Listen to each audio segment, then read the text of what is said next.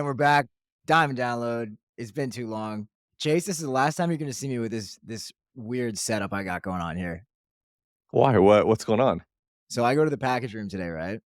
And I'm thinking I forgot that I ordered a bunch of stuff. I knew I ordered the desk and a chair and all that stuff, but like I didn't know if it ever came because like no one ever told me. I went down there to pick up like a pack of like Greco gum. It's like this mastic gum that Ben uses all the time. And bro, he comes out. I'm thinking it's gonna be like a little box like that.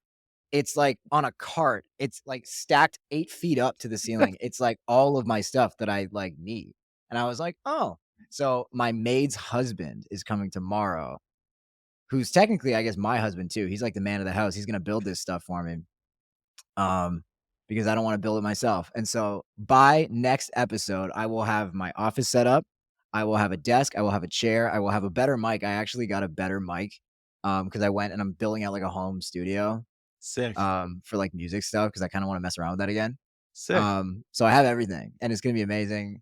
And I can't wait to show you. How you doing, Chase? Dude, can't wait. I'm great, man. Missed you. I'm excited to hear what have you been up to? What were you doing this past weekend? Actually, you tell me your stuff first because mine's a segue. So I wanna go second. But what have you been up to last I guess 2 weekends? Last few weekends, I think both weekends I actually got to golf, which is rare. I typically average like once every 4 to 6 weeks at best, and I got to put back-to-back weekends at golf, so I'm pretty pumped. You're blessed. That's Yeah, awesome. it was a lot of fun. What about you? I'm dying to know. I saw the video you uploaded today. Oh, you saw that, huh? Yeah, it was sick. Yeah, so I was at, New York Fashion Week, um, was not on the runway. Not tall enough to ride, but, no, there's, like, a bunch of events that me and my boys got invited to, and so we went up there from, like, Thursday to Sunday. So sick, bro. So cool. Like, the Thursday, one of our friends was in, like, a movie. It wasn't, like, a real movie. It was, like, one of those independent films, but he was in Cool. it. I think his uncle's a producer or something.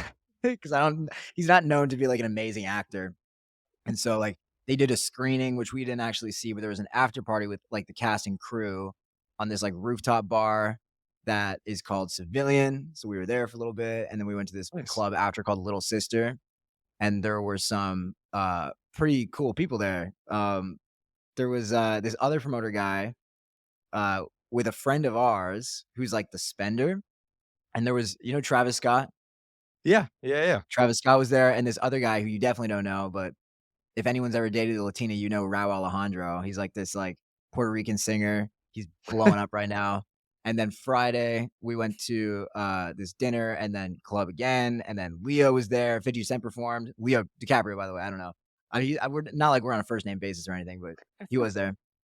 And then the next night, we went back to that same spot, but it was like an underground, like sort of like private event thing with like all of the models that like were walking in Fashion Week and stuff like that. And Offset showed up. He was like Cool. 2 tables down from us. It was like a very weird experience where like we were in the same places as like the some of the biggest celebrities like in the world. Like Leo's huge, Rau's huge, Travis Scott's huge.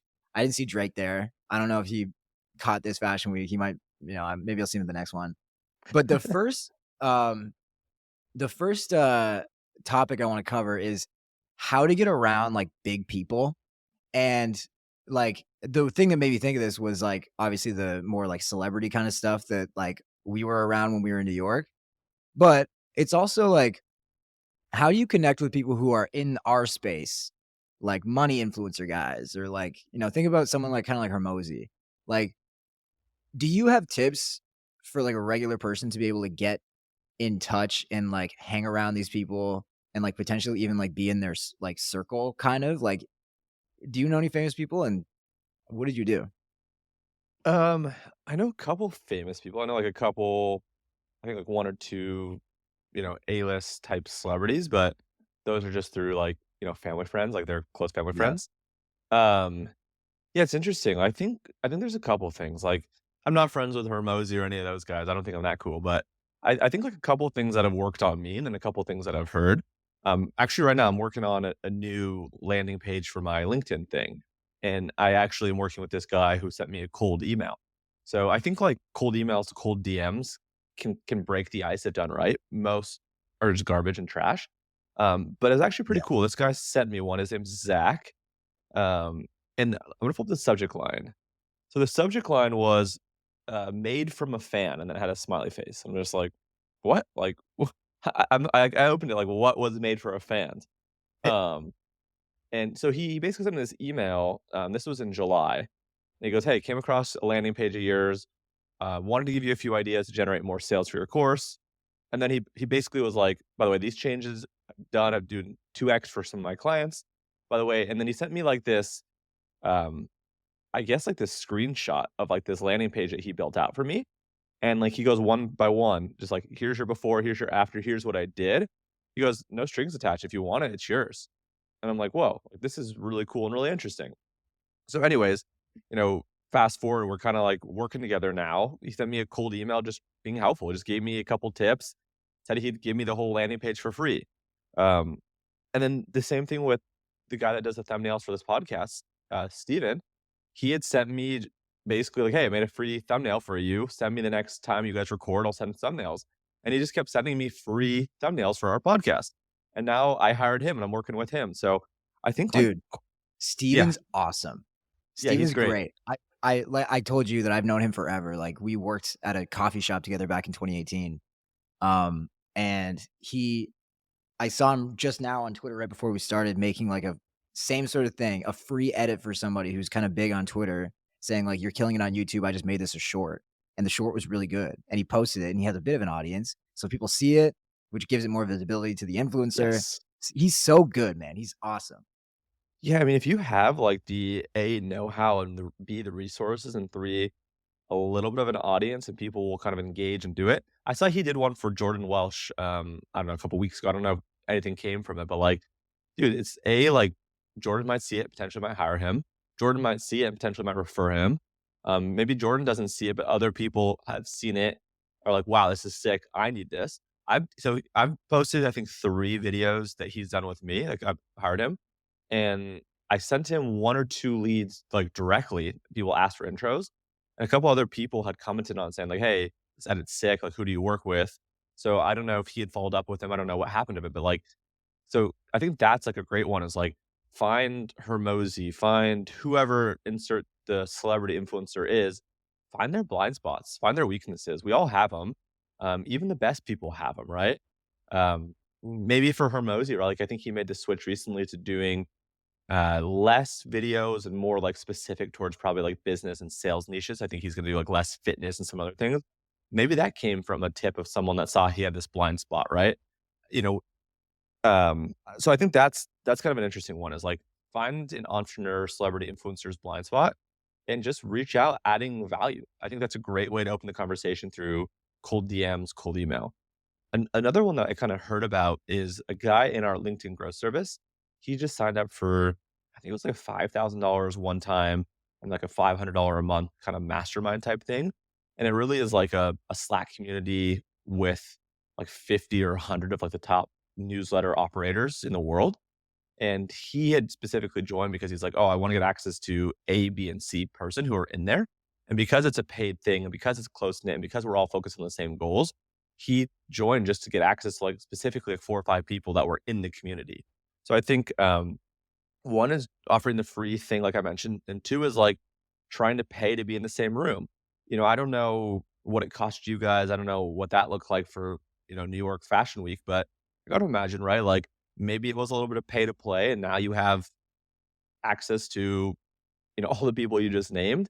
Was it pay to play or was it completely free? No, it's not free. Okay, yeah, okay, so pay to play, right? So it's like Yeah. free is the route that it talks about, pay to play is the route of joining the Slack group, going to New York to be in this and just rub elbows and shoulders with the who's who's. Like, I think it's that simple, and there's a lot of stuff obviously in between. Yeah.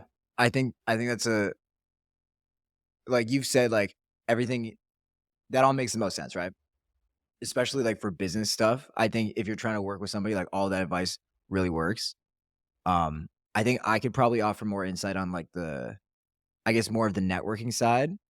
And from what I've seen, okay, there's a cool story that Jamie tells about how he kinda got connected with Rob Okay. the bank. He's like, Rob's worth like 50 million. He's young-ish, like 31-year-old dude, just absolutely killing it. Rob came to Jimmy because Jimmy has this like really unique skill, or I guess had when he was doing this like agency, that nobody else seemed to have. He sort of was in this like blue ocean where he was training like UGC creators like salespeople. And so the same way that you would go to like a recruiter to get a bunch of salespeople, Rob went to Jimmy to get like creators to help him promote his brand, which is like Okay. how they started doing, half a mil a month, like even back last year. Now they're doing probably well over 2 mil a month, Wow. just crushing. And the thing that Jimmy had was something that no one else really had. And I think like a lot of our audience are sort of like they're just kind of doing whatever. Like they're copywriters, they're email marketers, they're doing websites and stuff. But just because you're doing that doesn't mean that you can't have some sort of supplementary skill that nobody else seems to have. Like back in the day, it was Ben. He was kind of the only dude really pitching webinars. No one was Yeah. really doing that before. And then he put like 5 to 8 influencers onto webinars, and then everyone else started doing it, and he kinda started that trend. Jimmy kinda Interesting. started the TikTok shop trend. So, I think that's a huge skill that you can have is, like, if you can kind of identify one thing that nobody else is offering, because there's a lot of copywriters pitching stuff. There's a lot of email marketing agencies pitching stuff or ads agencies. But if there's one thing you do better than everybody else that no one's even really heard of, you'll get picked up by, like, an Iman or a Jordan Welsh or a Rob the Bank or somebody like that who's gonna give you a shot and just broadcast it to everybody. So that's, like, the business stuff I was thinking of. In terms of, like, more personal, like, social life networking stuff, it's kind of a weird I don't really know how to explain it, but, like, what it seems like most of these guys do. Tai Lopez actually did this. He would invite all these celebrities to his party, and then he had a bunch of money and he had a cool house, and so, like, it was gonna be good, like, he was spending, like, I think at one point, like, 400 grand a month on these parties to, like, keep this Wow. going, but, like, he would just invite everyone, like, Jay-Z, Beyonce, LeBron, like, all like, basketball players, like, famous artists, like, all of these people would be at Tai Lopez's house because he said that everyone else is coming. So, like, he would tell LeBron, like, "Hey, Drake's coming," and he would tell Drake, "LeBron's coming," and then they'd be like, "Oh, okay," and then hope that they both actually pull up, and then once they're there, he can, like, grease hands with everybody, and, like, he's got the fun event thing that he's throwing, cool party with a rich guy in Beverly Hills, and then all these celebrities show up, and they get to see each other at these parties. There's not that many opportunities for people at that level to do that. Like, you have Michael Rubin's, like, white party thing that you see on Yeah. social media every year. You have, like, award shows, you have, like, Super Bowl, I don't know, like, whatever. Like, there's, like, only a couple times a year that you get to do that, but Tai Lopez is doing this, like, every month and making it super cool, and you can do that on a smaller scale too. Like, if you have something going on, like, on 4th of July, like, me and my friends, we got a yacht to take out so we could watch the fireworks from the water from Bayside. And we were able to get like all of the top info guys to come because we had a thing and we were like, Blake Roach is coming. Will Rivera's Blake. coming. Like Yeah. Glow J's coming. All these guys that people Yeah. want to meet, like we kind of just bring them all together to like one cool thing. Yeah, dude, I love that. Just being like the connector. Maybe you don't know everyone, but you know that they know each other and you're kind of the glue and you're putting together like a sick experience, right? You're putting together something. I think Sam Parr kind of did something similar with like the HustleCon.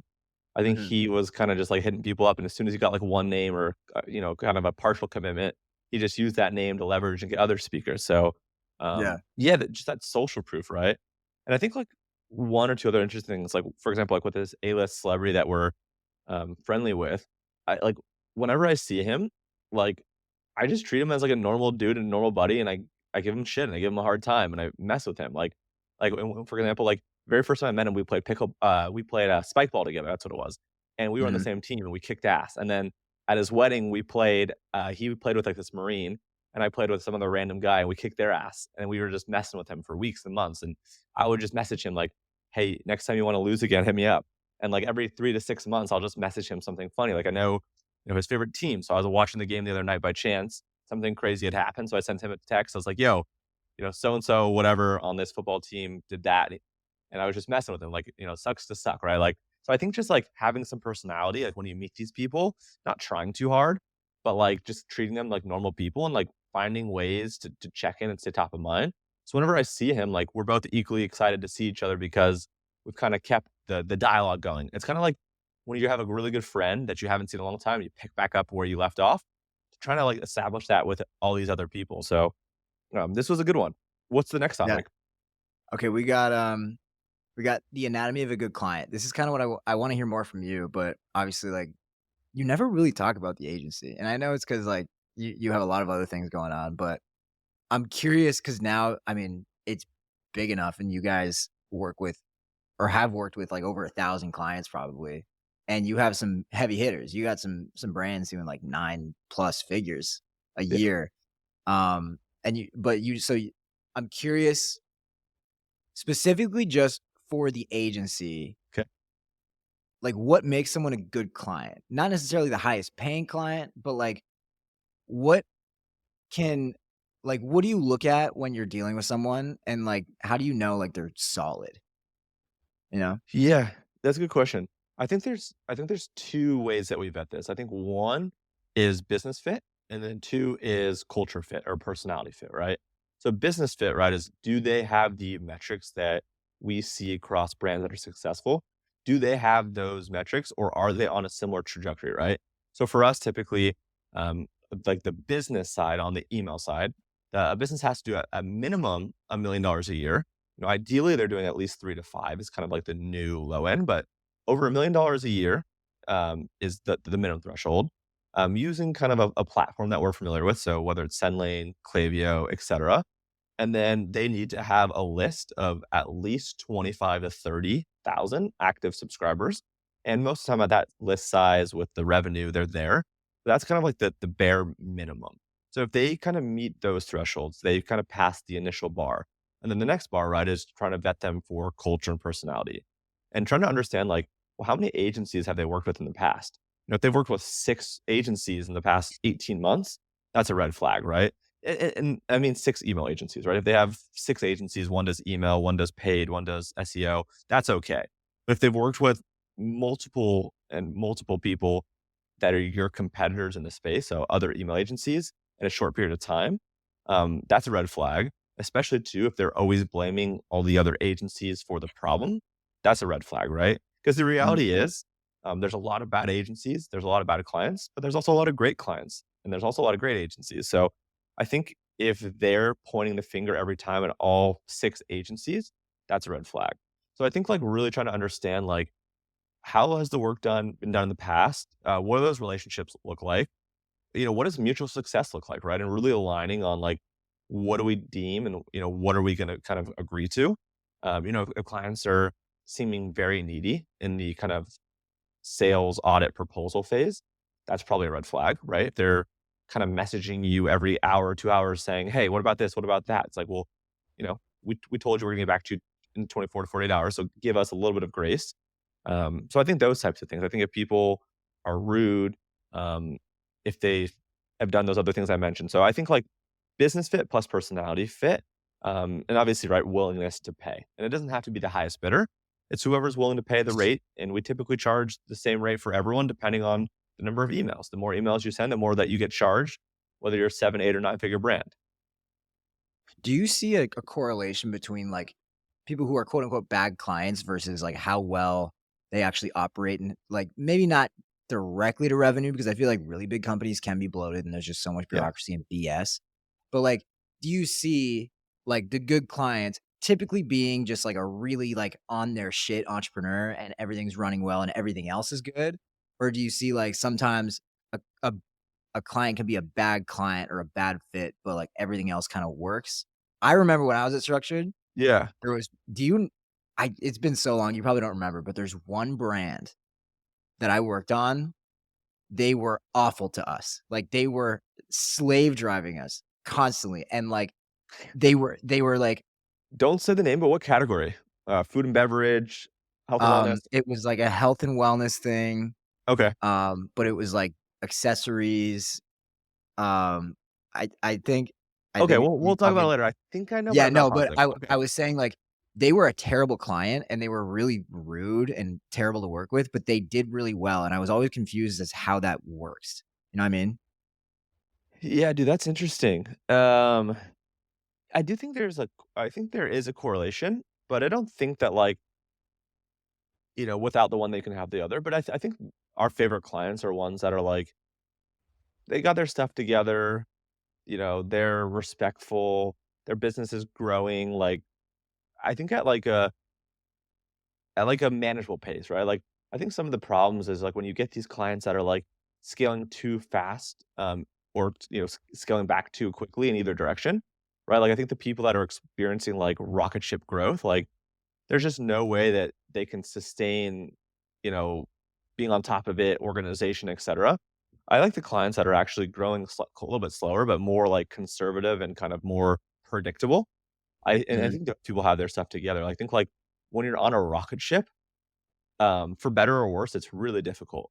It's great because 'cause you're growing like crazy, but there's just a lot of fires that burn and a lot of people that get burned in the process. So, I think, yeah, if people have their stuff buttoned up, I think they can build good businesses that are growing, you know, 30, 60, 90% a year, right? Like, but they don't need to be growing 1,000% a year or 10,000% a year. So I think mhm. you definitely have a point. Yeah, okay. Interesting. Last question on this before we move to the next one. At what point did you become where at what point were you in a position where you could kinda, like, turn down otherwise good clients that would pay you, but were gonna be kind of a pain in the ass? Like, when I had my agency, bro, I was like, the intake form might as well have just said, "Do you have $5,000 coming in every month to give to me?" That might as well be the only that was all I cared about. We dealt with some nightmare clients because I did not care. I was like, "Dude, we're gonna reach this MRR goal that I have." What point were you comfortable turning away business when they weren't, quote, unquote, like, a culture fit? Yeah, I think we got stuck with, like, 2 bad apples at the same time, and that, like, felt like it was the end of the world. We were Would I probably know so them? Would I know these? um, Was I around? you probably weren't around for one of them. Potentially one of them you were around for. One you weren't because I was, like, in the account doing a lot of the work. I think it was, like, myself and Amelia were running this account, like, I actually just know the who you're 2 of talking us. about, though. Michaela told Okay, me the horror stories. I know who you're talking about. yeah, you probably do. But I think we had, like, 2 of those at the same time. And I think I was either on one of them, maybe both. I was for sure on one, and I think at that point, it was like we were probably, like, 18 to 24 months in. We were making good enough money that, like, if we wanted to drop one or both, it would be a bummer because 'cause we'd be going the wrong way, but, like, replacing them would have been very easy. So, we were probably 18 to 24 months in, and I'm just like, "Man, like, if this is driving myself and Amelia nuts, like, imagine if we had teammates on one or either of these clients." It's just like we either are gonna lose the client or we're gonna lose the team member, and you gotta back your team all day long, assuming the team is someone that's decent and, it's really not their fault. But yeah, I think, like, at that point forward, it was just like, there is no real grace. You get maybe one chance, maybe get a slap on the wrist if it's something's mild. But if something's major, it's like, it's one and done. Thanks, but no thanks. It's not really worth the money to have someone on your team, or at this point, 5 people on your team, right? Because there's 5 people per account, all really hating their life. Mhm. Yeah, totally. Totally makes sense. Okay. Um, last one. This is the white pill of consistency. So, Okay. it's funny, I actually had to explain the whole pill system to someone yesterday. Black pill, for anyone wondering, means that, like, no matter what you do, you can't change the situation. It's Okay. hopeless. Might as well just give up. White pill means there is hope, and it's a positive thing. So, like, with consistency, I've been of the false belief kinda on and off for the past couple years where it's like, if something's not working in, like, a month or 2, it's probably not gonna work, and you might as well just, like, kinda give up. Okay. Um, and, like, anybody who's, like, trying really hard or pushing really hard on, like, one medium that's just, like, not working, it's like, "Dude, just stop." Like, it's not gonna work. Like, because I have, in the past, seen success fairly quick on whatever I do. You know what I mean? Like, yeah, I had to be consistent before I started copywriting. It took me about a month and a bit to get my first client, but once I was Okay. there, I had no problem getting clients. You know what I mean? It was very easy for me. Same with um Casual Syndicate, same with Copy MBA, same with the agency, same with, any growth on social media. Like once I started tweeting properly, blew up. TikTok blew up. Yeah. Instagram is a little bit different, but I'll get there. But like I've seen a lot of people who have been grinding out a channel or a business or something for a while and it's just like flatline where it's like 5 to 15K a month, like, just barely getting by. And some people might roast me for saying 15K a month is barely getting by, but I'm talking about revenue. You know what I mean? Maybe they're not taking all that, and they're trying to get to, like, 500K a month. Yeah.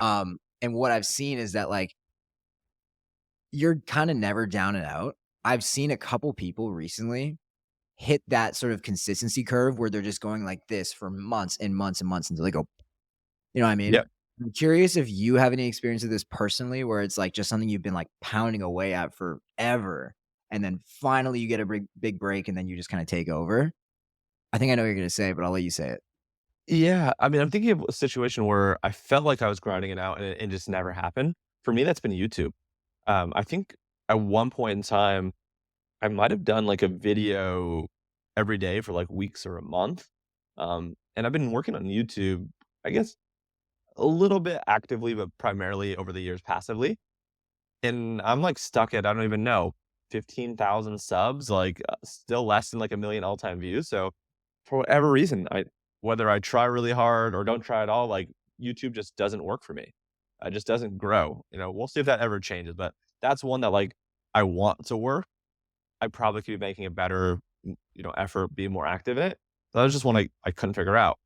Um, I would say the one where I've had success, I think, like, the obvious one would probably be LinkedIn, right? Like, been on LinkedIn for a long time, kinda dabbled in it, never really saw success, committed to it, started growing, then figured it out and then accelerated. So, kinda was in that initial path of, like, kinda slowly going like this, and then started figuring it out like this, and then once I really figured it out like that, Mhm. so I'd say, like, YouTube's the one that I sucked, LinkedIn the ones I've done great at, and then I think somewhere with, like, Twitter or email newsletter, somewhere probably in between where, um it kinda took me a while to figure out the Twitter thing and then kind of started accelerating a bit, although it's kinda decelerating a little bit right now like everyone else, but, yeah, I'd say, like, newsletter and Twitter in the middle, and then YouTube is the sucky one.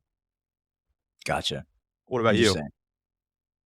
I was more so thinking about just stories I've seen of other people. I think that what's most important is the message. You had told me that you were trying to build a personal brand on social media for, like, 6 years before you actually, like, came up, before, like, 20 2020 pandemic. 2017, I started. Then, yeah, I guess it would've been 3 years of just nothing. Yeah. And then on Twitter, right after Shay was born, just take Yeah. off, you know what I mean? Which I saw that happen, it's kinda cool. I started following you, like, around when you've like, I think maybe 10K subscribers or something like that, or, followers, and, I just think that's cool to see. I think it's important for people to hear the message of if you have spent 2, 3 months doing something consistently and nothing's actually happening for you, um then, like, that doesn't mean that it's actually dead, and I know it feels like it might be just, like, dead in the water, like, 0 signs of life, but I've seen too much evidence of people just, like, actually having a meteoric rise after posting consistently or doing something consistently for what feels like forever, and then they finally get one. One I'm thinking Yes. of, I think in particular, is, this guy who's kind of in our space, Chase. His name's Key, Key? and, yeah, he's a TikTok guy as well. He does, like, UGC stuff, and he had been posting on Instagram for, like, a year, and every video was getting, like, maybe 1,000 plays, and then something happened where, like, he got recognized. He looks like this female celebrity. He's a handsome kid, but he looks like a male version of this female celebrity, and then everyone started going crazy and gushing over him, and now, like, his thing is, like, yes, he does TikTok, and people, like, recognize him for that, but he's also, like, known as, like, just someone randomly said that and then got put on a theme page. That video blew up, and now every video of his is, like, going crazy because half the comments are like, "I really wanna learn this skill. I wanna, learn from you." And then the other half are like, "This guy looks like" I can't remember. It's not Halle Berry. It's, like, some other chick, but, I was talking to him yesterday, and he's just a homie, and he's such a positive guy. He's, like, the type of person that would be consistent for a long time, That's and so cool. it's no surprise that he's just, like, killing it now, and I think that's really cool to see people that, like, you're kinda watching them for a while, not Key in particular, but, like, some people I'll watch and just be like, "You just keep going, man," and then one day, finally, just something happens and they just blow up. It's cool to see that happen because there's not a ton of evidence of that, and I think more people need to see that. That's sick, I love that. Did you see the email that I forwarded you, yesterday by any chance? From a guy named Tony? To which email? Let's see. I sent it to, your Cardinal agency one, I guess. I didn't even know which one. But he said, "Chase, last week I witnessed your talk at the D2CX conference. Yesterday, I finished watching your free LinkedIn video. I'm attending the summit taking place that you're doing later this month, and I've been following you for years. You've been a blessing to me and so many others. Thank you for all the value you've been giving out for free. Because of you, I also bought Mason's copywriting course in early 2023. I've been able to level up my career and advance in managing social pages. Your tips on algorithm, Mason's tips on copywriting, your tips on email, etc., have brought me to bring on my second and third clients this week. I'm finalizing launch my own official business. You're appreciated, man. Much love." So it seems like this guy has been like following me for years. He bought your course in early 2023 and has just been learning and like slowly kind of progressing, right? Like, he took your course in early 2023. We're almost late 2024 and he's just signing his second and third clients, but like he's doing it. He's putting in the work. And it's like this time next year, this guy's probably going to be on client 13 and 14, right? Maybe more. Yeah. So it's, again, not to the same degree that this person that you mentioned had, or maybe us, but it's cool to see someone reach out unprompted and just say like, "Thank you." And I'm doing it and it's coming together finally. Yeah, dude, that's awesome. I love that. Yeah, shout out Tony Johnson. You see Sounds it like right a now? fake name. Yeah, no, I found it while you were reading it. Yeah, yeah, yeah. Yeah, Yeah, I that's should have told you awesome. I forwarded it, but I just forwarded it last night. So it's cool. Love it. Alright, dude, I think this is a wholesome episode. I feel like This I is great. cleansed my soul after Fashion Week. Heck I yeah, bro. needed I Appreciate you. needed a soul bath, a soul shower. Or Soul Pod. I got you, brother. I'll catch you Yeah, next week where can they find you, Chase? on the socials. They can find you at Cardinal Mason, right? Or Cardinal Mace or Cardinal Mason? Cardinal Mace on Instagram, Cardinal Mason everywhere else. Go like Cool. my New York vlog video. I'll go like it again. All right, buddy. Alright, Cheers. thanks, man. Bye.